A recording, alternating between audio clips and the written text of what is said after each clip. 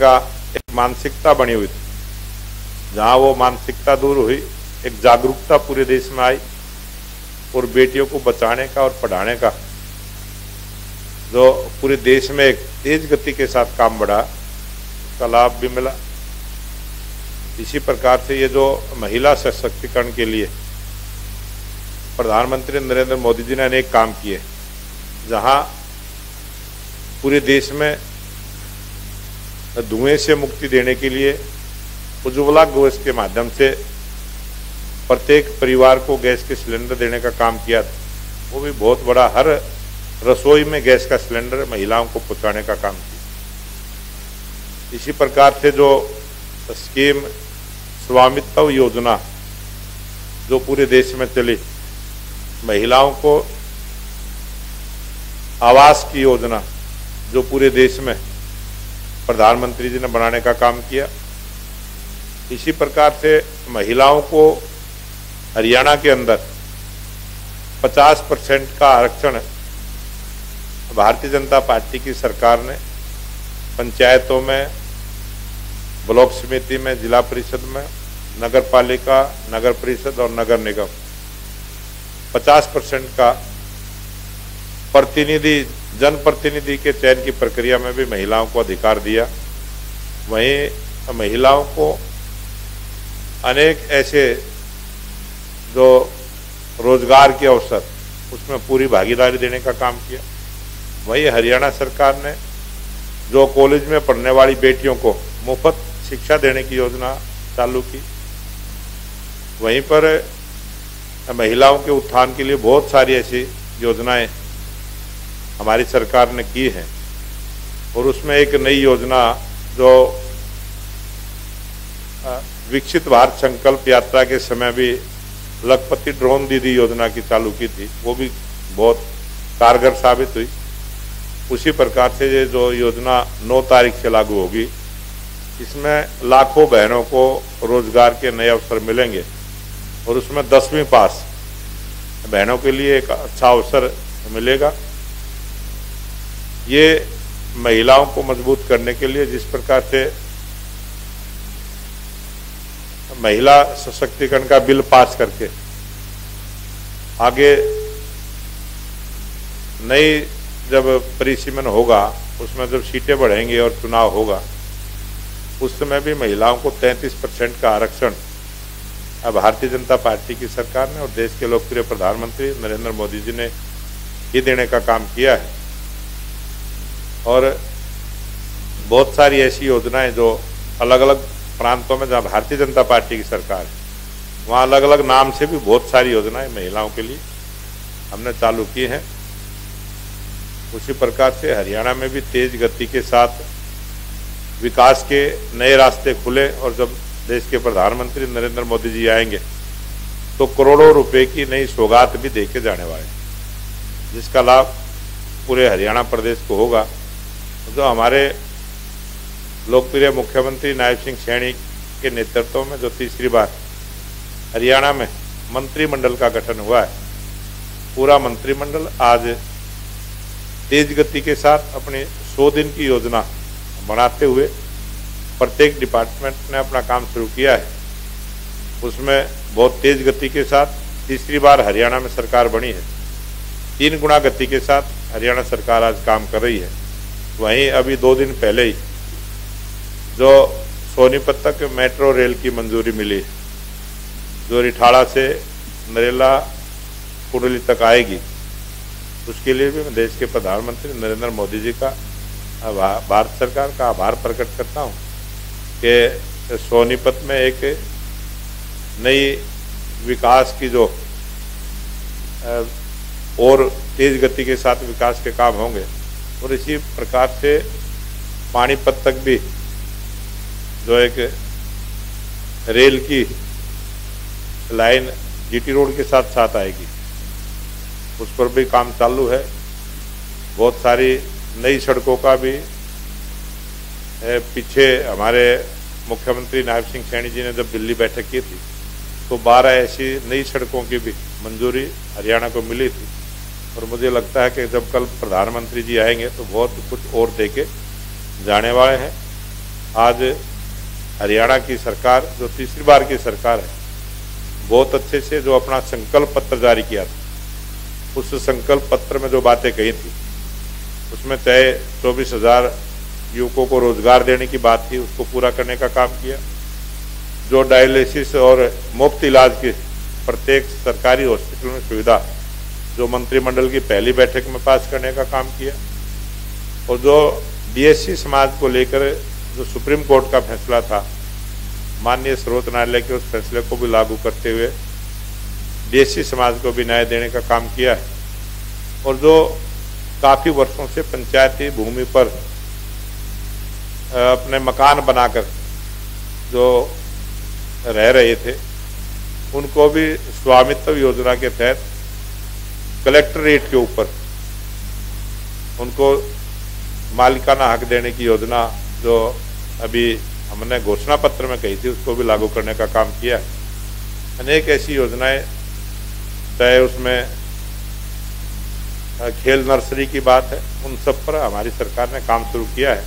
और आप आने वाले समय में देखेंगे वो सारी चीजें जो हमने अपने संकल्प पत्र में कही थी, हरियाणा सरकार पूरी करती हुई नजर आएगी। धन्यवाद।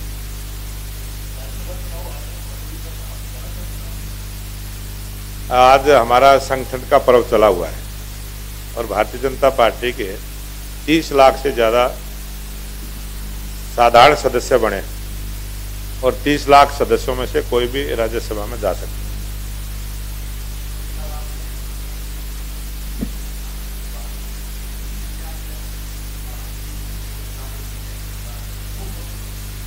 वो भी हमने जो बात अपने संकल्प पत्र में कही है, उन सबको 100% अक्षर से उसकी पालना करते हुए उसको पूरा करेंगे। और क्योंकि ये बजट से जुड़ा हुआ मामला है और अभी बजट का सत्र आएगा और बजट के सत्र में उस प्रकार की व्यवस्था करेंगे। हम कोई बात कह के उसको घोषणा के रूप में नहीं करेंगे, उसको काम को पूरा करेंगे। और जैसे ही बजट का जब सत्र चलेगा उसमें सारी चीजें आपको देखने को मिलेगी।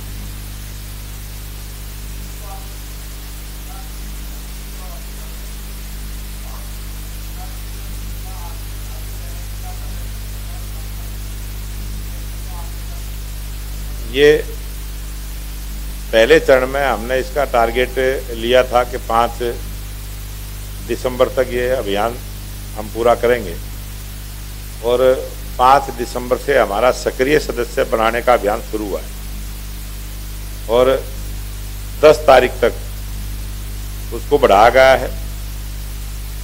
और टारगेट जब लेते हैं तो एक चरण, दूसरा चरण और तीसरा चरण, इस प्रकार से हमारी संगठन की एक योजना और रचना रहती है।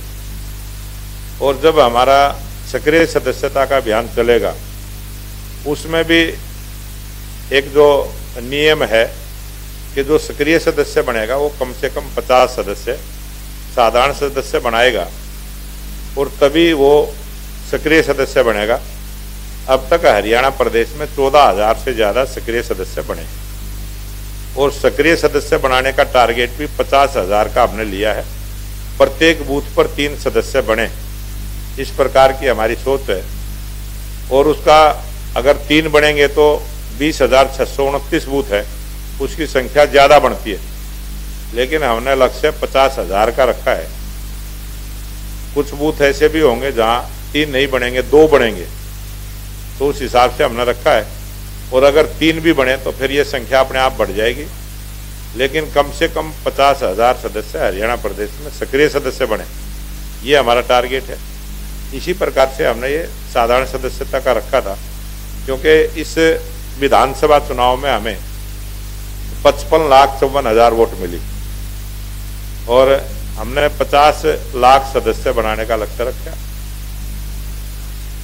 इसी प्रकार से अब इस टारगेट को भी हम पूरा करेंगे और जैसे जैसे हमारी सक्रिय सदस्य की संख्या बढ़ेगी, 14,000 अब तक सक्रिय सदस्य बने हैं। अभी जब बाकी के सक्रिय सदस्य बनेंगे तो प्रत्येक सदस्य ने 50 साधारण सदस्य बनाने होते हैं। जैसे ही वो संख्या बढ़ेगी तो 50-50 जब वो बढ़ाएंगे तो ये टारगेट 50 लाख तक जाएगा। 50 लाख का हमारा लक्ष्य भी पूरा होगा। सक्रिय सदस्य जो बनेंगे उनको भी 50 सदस्य जोड़ने का एक मौका मिलेगा और अगर ये टारगेट 10 तक पूरा नहीं हुआ तो 15 तारीख तक हम सक्रिय सदस्यता के अभियान को चलाते हुए इसको पूरा करेंगे।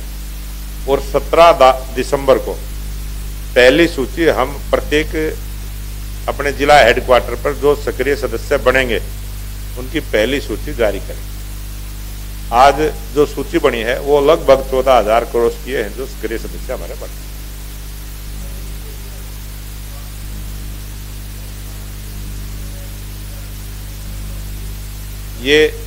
ये पार्टी का एक हमने जो टारगेट दिया था कि जो हमारे सांसद है उनको 30,000 सदस्य बढ़ाने का टारगेट दिया था। जो हमारे चुनाव लड़े हुए विधानसभा के या हमारे लोकसभा के उन सबको 20,000 सदस्य बढ़ाने का टारगेट दिया था। जो हमारे चेयरमैन उनको 5,000 सदस्य बढ़ाने का टारगेट दिया। जो हमारे प्रदेश कार्यकारिणी के सदस्य थे उनको 3,000 बढ़ाने का दिया। जो हमारे जिले के पदाधिकारी थे उनको 1,500 बढ़ाने का दिया। जो हमारे मंडलों के पदाधिकारी थे उनको 1,000 सदस्य बढ़ाने का टारगेट दिया। और जो हमारे सक्रिय सदस्य बनेंगे वो कम से कम 50 सदस्य बना के वो सक्रिय सदस्य बनेंगे। इस प्रकार से एक पूरी योजना के साथ वो संख्या 50 लाख की बढ़ती थी और वही हमने टारगेट लिया था।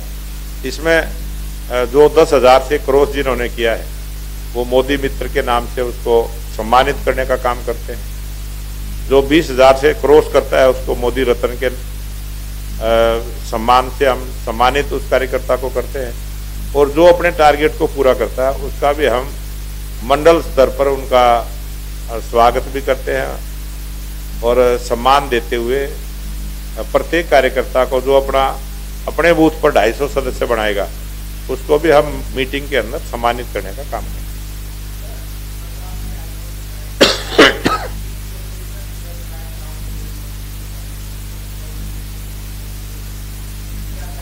किसने कहा है? जो हरियाणा सरकार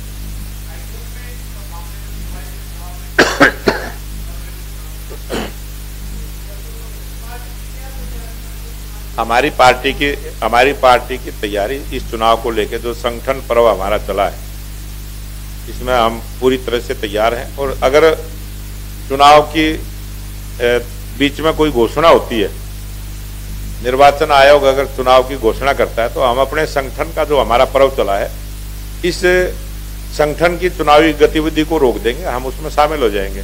जब तक वो चुनाव नहीं होते हैं तब तक हमारा जो इस संगठन का चुनाव होता है, क्योंकि जब हमारा सक्रिय सदस्य का क्रम पूरा हो जाएगा उसके बाद हमारे फिर संगठन के चुनाव होते हैं जो हर 3 साल के बाद होते हैं और ये पूरे देश में हमारे होने। अगर निकाय के चुनाव बीच में आ गए तो इस प्रक्रिया को रोक देंगे, फिर उसमें प्रवेश कर जाएंगे।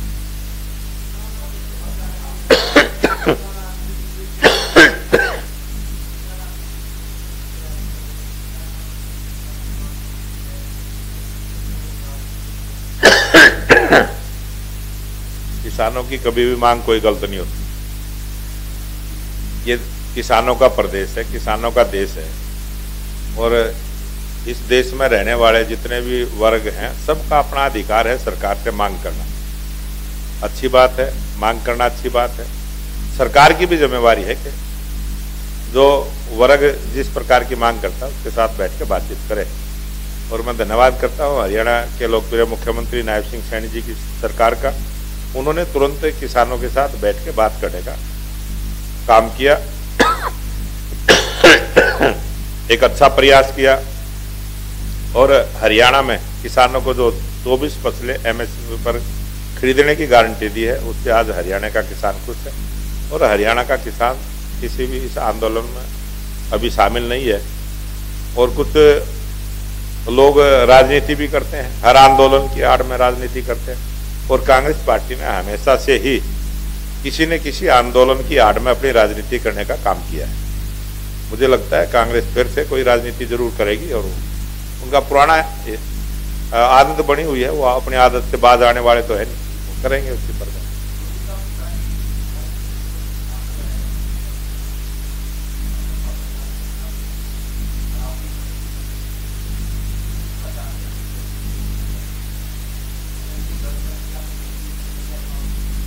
ये इस प्रकार का आदत बन चुकी है उनको। और जो आपने कही है ना, आरोप लगाया है, आरोप लगाने की तो उनकी आदत है। आरोप तो पता नहीं किस किस बात का लगाते हैं। आज किसी भी प्रकार का कोई अगर भ्रष्टाचार को नजर लगता है तो उसकी पूरी जानकारी सरकार को दे। वो 10 वर्ष तक हरियाणा के मुख्यमंत्री रहे हैं, अगर कोई जानकारी है तो प्रेस में ढंग से कोई बात कहनी चाहिए, ऐसे बगैर सिर पैर की बात ना करें।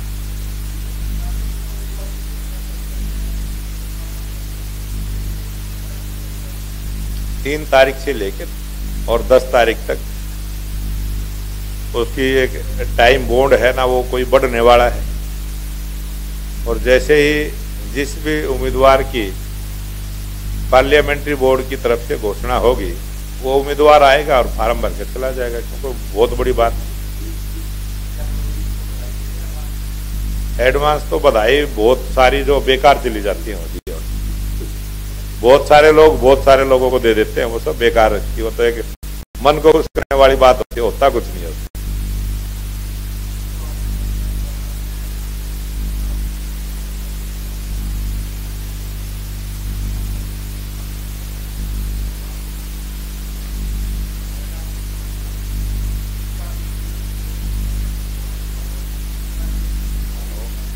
वो कल वो जब देश के प्रधानमंत्री नरेंद्र मोदी जी आएंगे और जो चीजें हमारे मुख्यमंत्री जी ने रखी हैं वो दोनों को ही पता है, और वो उसकी जब घोषणा होगी जब सबको पता चलेगा।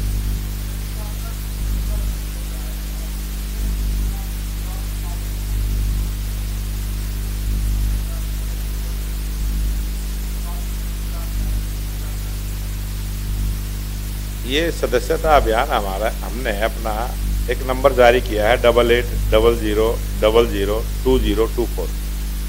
इस नंबर पर इस पूरे भारत का कोई भी वोटर पार्टी ज्वाइन कर सकता है। इसमें कोई किसी प्रकार की दिक्कत नहीं है पार्टी का सदस्य बनने में।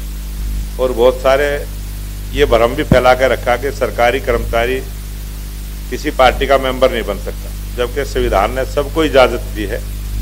प्रत्येक सरकारी कर्मचारी किसी भी पार्टी का सदस्य बन सकता है, वो सक्रिय रूप से भागीदार नहीं कर सकता, कोई पदाधिकारी नहीं बन सकता। सिर्फ इतनी बात है। लेकिन बहुत सारे पहले से ही प्रचार था, हमने उस संविधान को पढ़ा, उसमें लिखा है कि देश का जो भी वोटर है, 18 वर्ष से ऊपर की आयु का जो भी भारत का नागरिक वोटर है, वो किसी भी पार्टी का सदस्य बन सकता है, उसका सक्रिय सदस्य नहीं बन सकता। इतना अंतर है।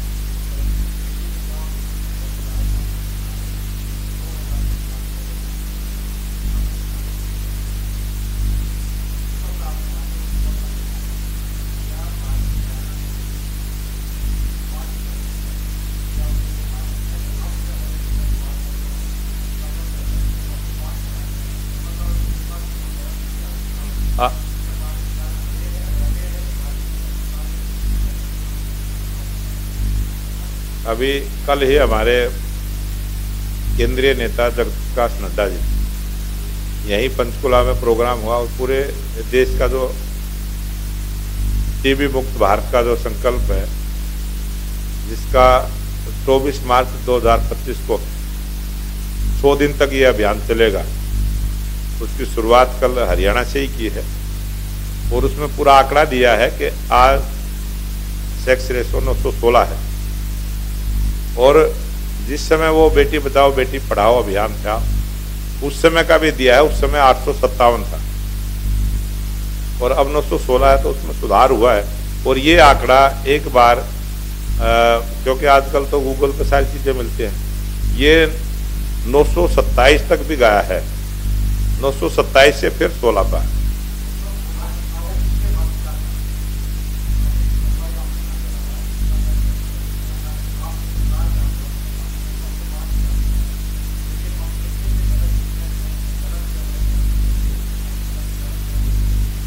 वो जो आंकड़ा आता है ना, साल दर साल का जो आता है वो देती है।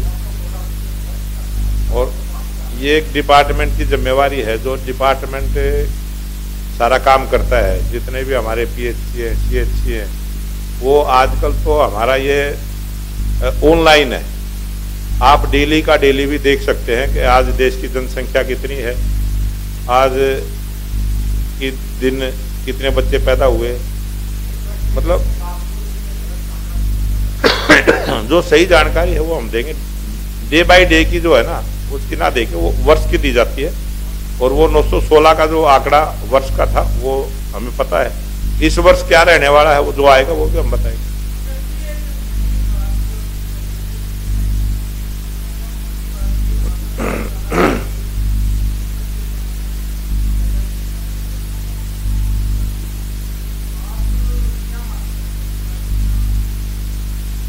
ये जनसंख्या वाला कोई राजनीतिक मुद्दा नहीं, ये हमारा सामाजिक ताने बाने का विषय है। और पर्सनल मेरा भी यही विषय है कि अगर 3 बच्चे होंगे तो बहुत सारे ऐसे रिश्ते हैं हमारे, 2 बच्चे रहेंगे तो बहुत सारे रिश्ते ही खत्म हो जाएंगे। चाचा ताऊ का जो रिश्ता है वो भी खत्म हो जाएगा। एक अपने समाज की एक रचना ऐसी है, और जनसंख्या बढ़ना कोई ऐसी बात नहीं है कि वो बोझ बनता है। अगर ठीक दिशा में काम किया जाए तो जनसंख्या कोई अपने विकास में कोई बाधा नहीं डालता। और जो उन्होंने कहा है वो सोशल तरीके से सामाजिक दृष्टि को ध्यान में रखते हुए जो बयान दिया है वो बात को इशारा करता है।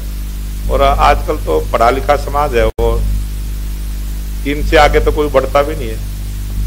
बहुत सारे तो 1 पे ही फुल स्टॉप लगा देते हैं, बहुत सारे 3 से आगे तो बहुत कम ही बढ़ने का प्रयास करते हैं।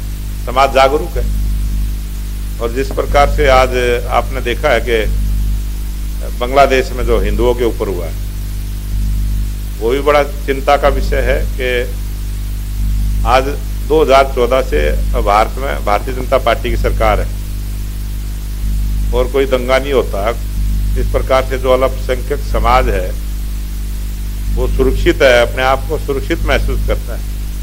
और जहां बांग्लादेश में हिंदू अल्पसंख्यक दृष्टि से है, वहां के समाज ने भी इस प्रकार की जिम्मेवारी लेके काम करना चाहिए। और हिंदुओं पर जो अत्याचार हुआ है मैं उसकी निंदा करता हूं।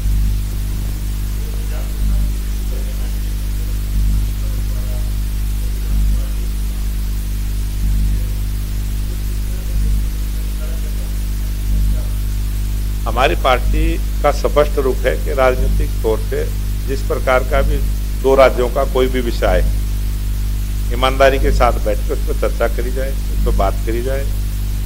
और पानी के बंटवारे की तो सर्वोच्च न्यायालय में भी हरियाणा के फेवर में फैसला दिया। पंजाब सरकार अपनी जिम्मेवारी से बच रही है, और जो हक हरियाणा का है वो पानी हरियाणा को मिलना चाहिए, हम इस पक्ष में है। और आप सबको पता है कि जब चंडीगढ़ का बंटवारा भी 60 और 40 में हुआ, आज विधानसभा में भी जो हरियाणा का हिस्सा है कई कमरों में उन्होंने अपना सामान डाल के कब्जा किया हुआ। स्पष्ट नजदीक आप देख सकते हैं। आज 90 विधायक है, मैं 19 से 24 विधायक भी रहा। विधायकों को बैठने के कमरे आज तक तो मिले नहीं कहीं। अगर नए भवन का निर्माण होगा, विधानसभा का होगा, तो जनप्रतिनिधि को बैठने का स्थान मिल जाए, कम से कम इस प्रकार की तो व्यवस्था हो। तो ये अच्छी सोच है हरियाणा सरकार की, मैं बहुत बहुत धन्यवाद भी करता हूं।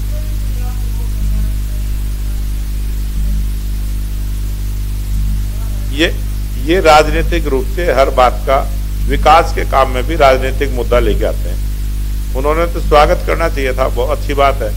अलग से बिल्डिंग बनेगी तो अलग से बैठने का, काम करने का सबको मौका मिलेगा।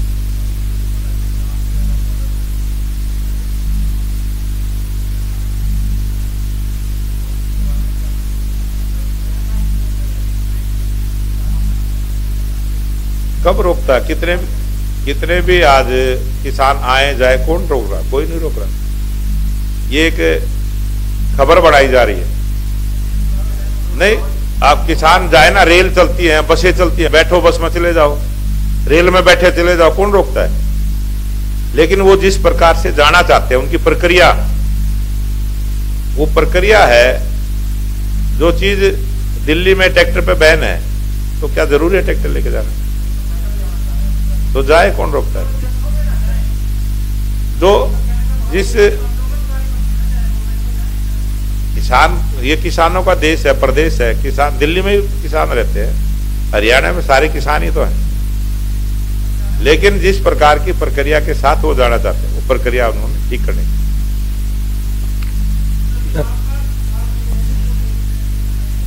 जाए कौन, हरियाणा के किसान को कोई दिक्कत नहीं है, और हरियाणा की सड़कों पर व्यवस्था खराब हो, सिर्फ इतनी सी सोच है, उसमें कुछ भी नहीं। धन्यवाद। आप सभी का इस प्रेस वार्ता में आने पर बहुत बहुत धन्यवाद, आभार। अब हम जलपान के लिए दोबारा एकत्रित होंगे।